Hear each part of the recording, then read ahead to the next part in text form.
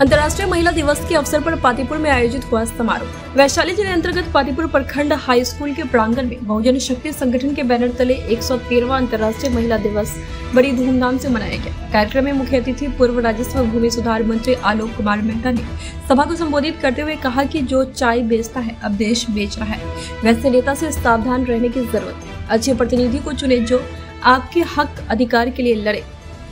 उक्त कार्यक्रम में बहुजन शक्ति संगठन के सदस्य 100 स्थानीय जिला परिषद सदस्य राम सागर साहनी ने अपने संबोधन में महिलाओं के बलिदानों और साहस की याद दिलाते हुए सभा स्थल में उपस्थित महिलाओं को जागरूक करते हुए महिलाओं को शिक्षा पर बल देते हुए संकल्प दिलाया। बहुत से ऐसे वक्ताओं ने महिला के हक अधिकार से अवगत कराया। समारोह के बीच से सभी सम्मानित मीडिया कर्मी समेत सामाजिक कार्यकर्ताओं को साल और भारतीय संविधान पुस्तक देकर सम्मानित किया गया, जिसमें कई गणमान्य उपस्थित रहे। कहा जाता था कि ग्रेजुएट जो होगा वही वोट डालेगा। उस समय कौन ग्रेजुएट होता था? आपके और हमारे बीच के 10 गांव पर एक ग्रेजुएट होते थे, लेकिन जिन लोगों ने इस देश की सत्ता पर वर्षों तक अपने वर्चस्व को कायम रखा, किसी की भी सरकार नहीं हो, वैसे लोगों के लोग ज्यादा ग्रेजुएट और ज्यादा एमए किए हुए थे। तो इसलिए कानून बन रहा था कि वोट का राइट उनको हो, चुनाव वही लोग लड़े। आप समझ जाइए कि 5-10% लोगों के बीच पूरी डेमोक्रेसी को, पूरे प्रजातंत्र को समेटने की कोशिश हो रही थी। लेकिन धन्य है हम लोग, मार्केटिंग कर रहा है, जीएसटी लगाया, रात भर उत्सव मनाया, कहा कि दूसरी आजादी मिल गई देश को। छोटे छोटे दुकानदार जिनको जीएसटी की वजह से इतनी परेशानी है, ये क्यों ऐसा किया गया? इसलिए किया गया कि देश में 4-5 बड़े पूंजीपति रहे जो इस सरकार का पोषण करते रहे, और वही उद्योगपति रहे, वही देश को चलावे, और जितना देश का कार्य है, ठेकेदारी है, सब उन्हीं के झोली में सौंप दे। और आज तेजस्वी यादव नौकरी मैन ऑफ इंडिया बने। देश में कहीं भी इतनी नौकरी नौजवानों को कहीं नहीं मिली।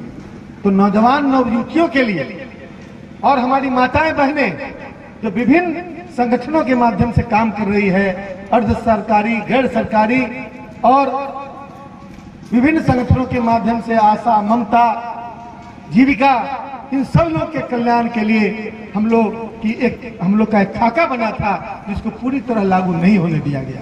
हम उम्मीद करते हैं कि आने वाला दिन जो केंद्र में सत्ता में बैठे हुए लोग हैं, जिनके जो बिहार सरकार साफ छलनी कर दी हमारे मजदूर भाई किसानों के, माता बहनों को, और सभा को भंग करके उन्होंने अपने मंसूबा पूरा किए। पूरा करने के बाद हमारे बहुत सारे गरीब लोग हत्या हुई, उनको मारा गया, जान की कुर्बानी देना पड़ा।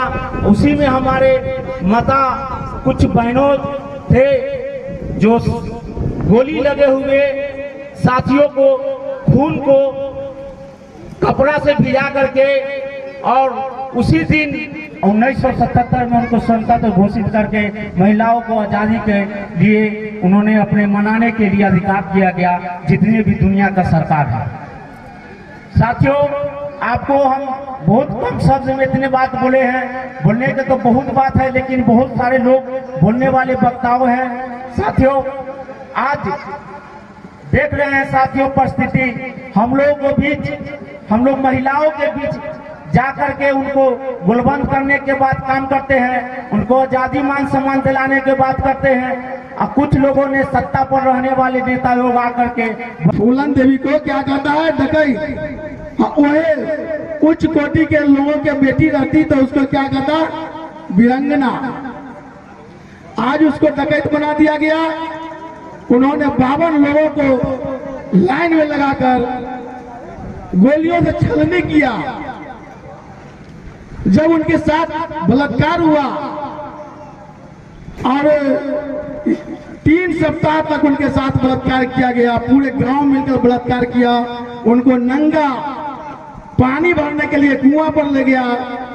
लेकिन वह मेरी माता फूलन देवी ये सोचकर आत्महत्या नहीं की कि आज हम आत्महत्या कर लेंगे तो हमारे जितने भी आने वाले महिलाएं, माता बहनें, बेटी आएगी, उनके साथ यह दुर्दशा होते रहेगा। उन्होंने एक प्रण किया, जो मैं मरूंगा नहीं, मरूंगी नहीं, और इस गद्दार खूनी जानवरों का मुकाबला करूंगा और इस जानवरों का मैं मौत के घाट उतारूंगा।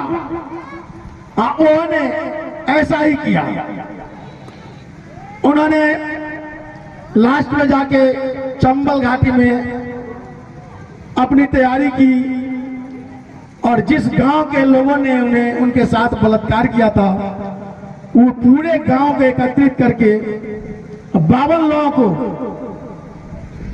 एक साथ खड़ा करके गोलियों से भून दिया। वो थी वीरांगना फूलन देवी। फूलन देवी को याद करना चाहिए महिलाओं को। हर महिला अपने आप को शक्तिशाली बनना चाहिए।